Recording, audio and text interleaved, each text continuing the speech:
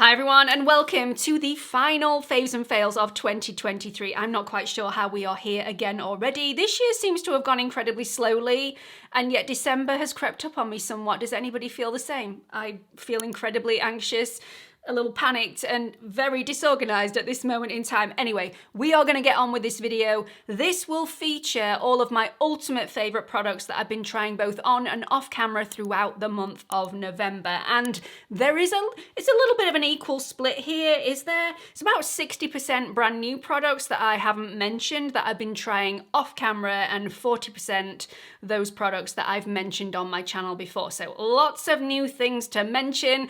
As per usual, there will be no December faves and fails because mid-December I will be starting my favorites of 2023 series, which will run from mid-December into the first week of January. I pre-film all of those videos for you so I can take a little bit of time off over Christmas with the kids and Wes, and it's my favorite time of year and it's really the only time of year that I take that amount of time off, so I'm super excited.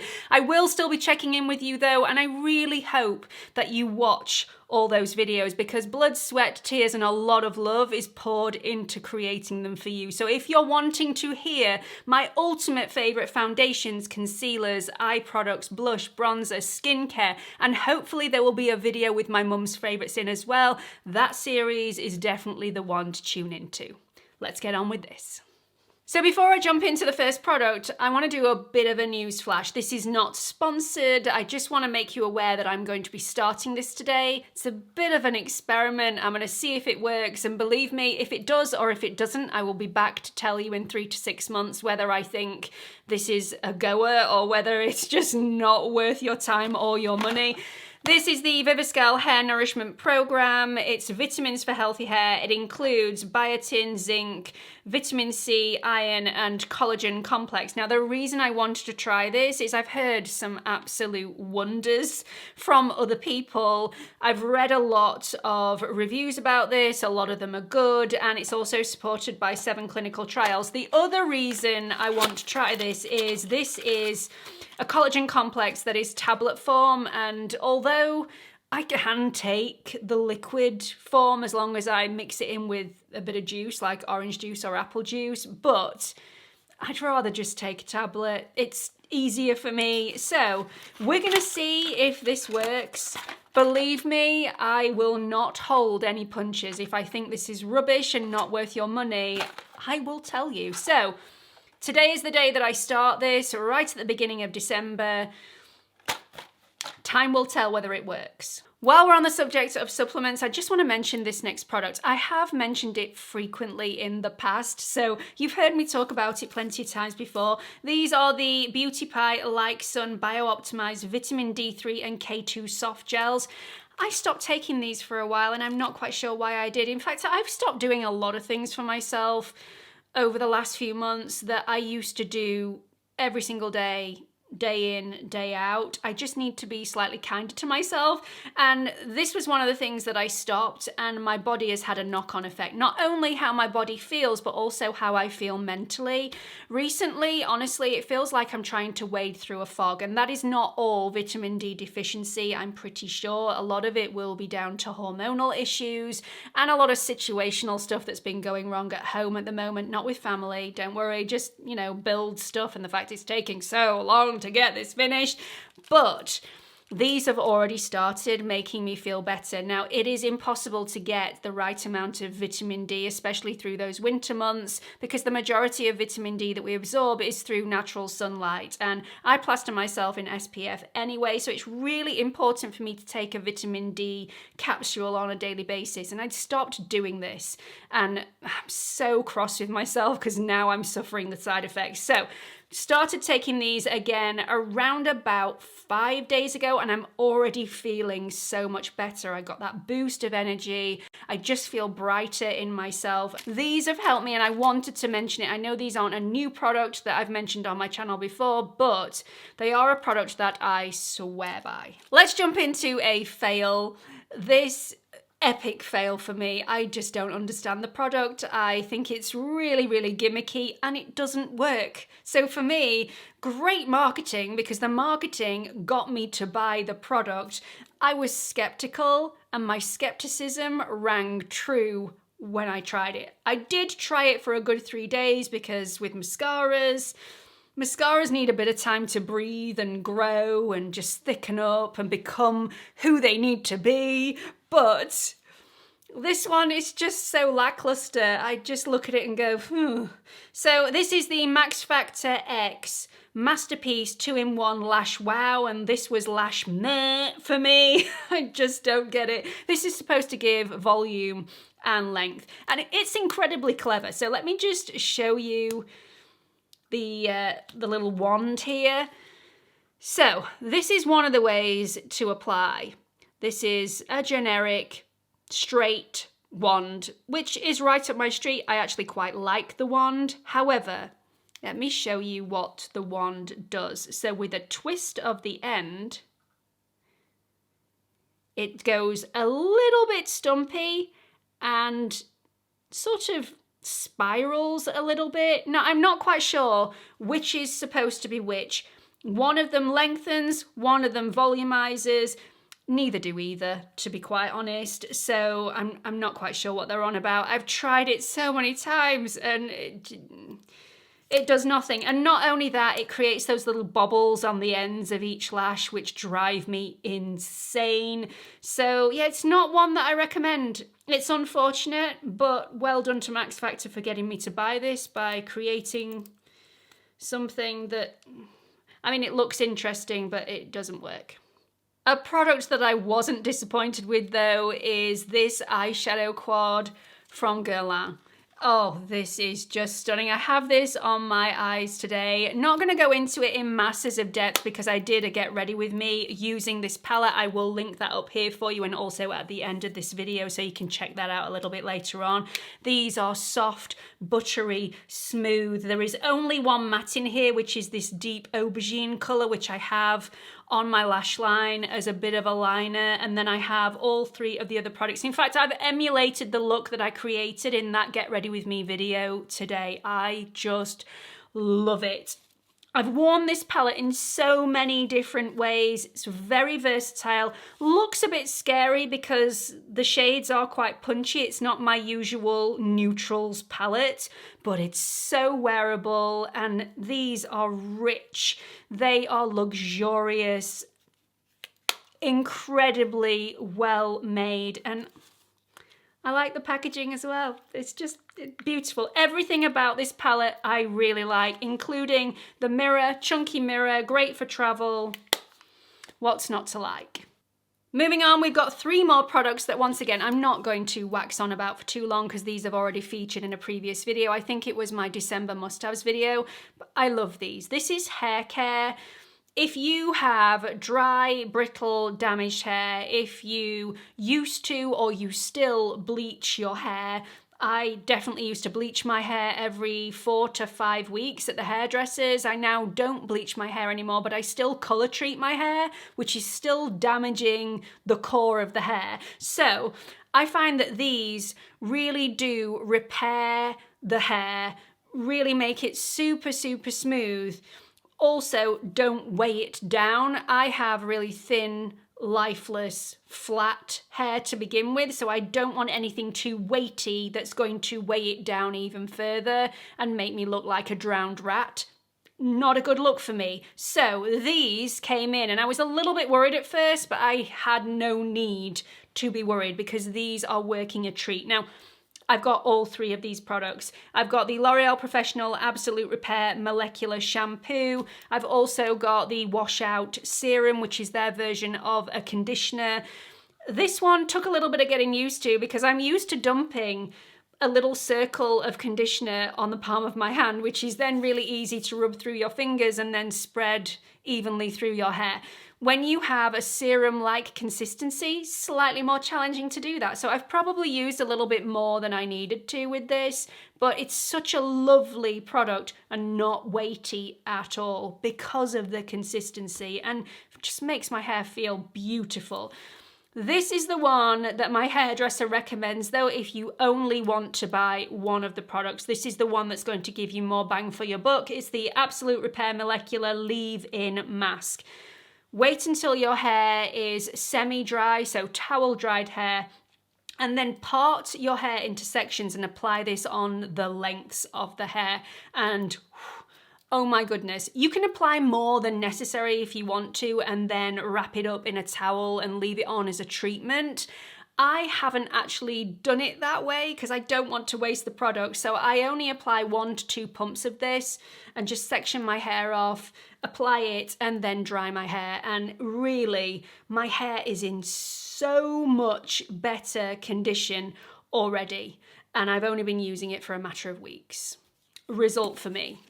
Let's talk about the e.l.f. Glow Reviver Lip Oil. I adore this. This is such a great product, and it's also affordable too. I have been reaching for this every single day. Not only does it feel really nice on my lips, but it also makes my lips look phenomenal. I have this on today. Everybody keeps asking me what I have on my lips. It's always this, and I tend not to put a lipstick on underneath this, although this has some pigment, but it isn't overly punchy, so you are going to see some lip through it. I like to apply some lip liner around the border of my lip to make sure that I still have some shape to my lip. I bring that in slightly, so I probably do a couple of millimeters of lip liner around the border of my lip, and then I just smush my lips together and apply this over the top, and it just looks great. Honestly, the comment section has been flooded with people asking me what I have on my lips. It's not anything overly expensive. It is this. Such a nice product. It's got a bit of a minty flavour to this, so if you don't like minty flavours, you're probably not going to like this, but it is quite subtle. There's a slight coldness to the lips when you apply this. It's not tingly, it definitely doesn't burn. It's just slightly cold. Tastes like a Murray Mint, very similar to the Wayne Goss lip glosses. You know, that flavour, if you've tried one of those before, this is very, very similar in flavour. I really, really like it, and it's a winner again from e.l.f. They are doing so good at the minute. Before we jump into the newbies that I've been trying off camera, had to mention these because they are serious favourites of mine. This is the Ho Ho Cocoa nail polish gift set from Nails Inc, and this one is the House of Nails Inc nail polish gift set. Both of these are phenomenal. I just love them. They are superb quality, especially the glitters. I'll put a picture of me wearing the red glitter on the screen for you now. Just, oh, so nice. Now, I've worn both of these glitters and they both perform exactly the same. This may be a major negative for some of you. However, it's so not for me. Glitter polishes are inherently very difficult to take off the nail. A lot of the time the polish comes off but the glitter stays where it is, and I've had that with Nails Inc polishes in the past, not these ones. So I wanted to do a little bit of a test how long these would last for on my nails. They lasted a good week, and then one day I went in the bath and saw that the edge was starting to soften, so I just peeled it off and it came off in one sheet, not damaging the nail underneath. So I didn't have to use any harsh polish removers on my nail. It just literally peeled off, no problems. Now, if you have damaged nails, definitely wouldn't recommend that you peel them off because you could damage your nail further, but I have really healthy, strong nails, so it works for me, and so quick and easy. All 10 fingers just peeled off, no issues whatsoever. So I would say you would get at least 5 to 7 days wear out of these without them chipping at all, and then they just come off in one lump. Not only do you get the glitter polishes though, you also get some really beautiful tones in here as well. You get a natural neutral tone in the House of Nails ink, and you also get a deep red, which is incredibly classy. And then in the Ho Ho Cocoa, you get 2 neutrals, 1 bright vibrant red, which is stunning, and that gorgeous ruby red. It's a little bit like Dorothy's slippers, that glitter polish, just stunning. Moving on to the newbies, and this is such a favourite. This is from Mascara, and it's the Green Rooibos Biofirm Facial Oil. Now you get 30 mils worth of product in here for your money, which is such a great deal. Usually facial oils you get 10 to 15 mils worth of product. This one has been so well thought out. It's such a great antioxidant. This is great for hydration and nourishment. This will also aid evening out the skin tone and evening out any texture that you have, really smoothing everything off. If you have really dry, dehydrated skin, this is such a fantastic product for you. It's free of alcohol, fragrance, and essential oils, and you need 2 drops for the entire face. If you have really dry skin, 3 drops. If you're going to be using it with a gua sha, probably 6 drops is what you're going to need, and that's probably why Bev's decided to package this in a 30 ml container, because they've also brought out a gua sha LED facial massager as well. So I haven't tried this. I haven't even taken it out of the box. I'm not going to sit here and lie to you and say this is the best thing ever, because I just don't know yet. But they brought out the oil to use in conjunction with this product. I will eventually, over Christmas when I have some time off, start using this, and I'll let you know what I think about it. But for now, this is the product that I think is all singing, all dancing, and just beautiful for dry, parched skin. Just gorgeous. I want to talk about a couple of cleansing balms that are both divine. I love a cleansing balm. I think cleansing balms are my most repurchased item every single year. I use them every single day. They're great for taking off makeup, including waterproof mascara. They're also great for taking off SPF and really degriming the skin and unclogging the pores. Just a lovely, very effective product that's just a joy to use.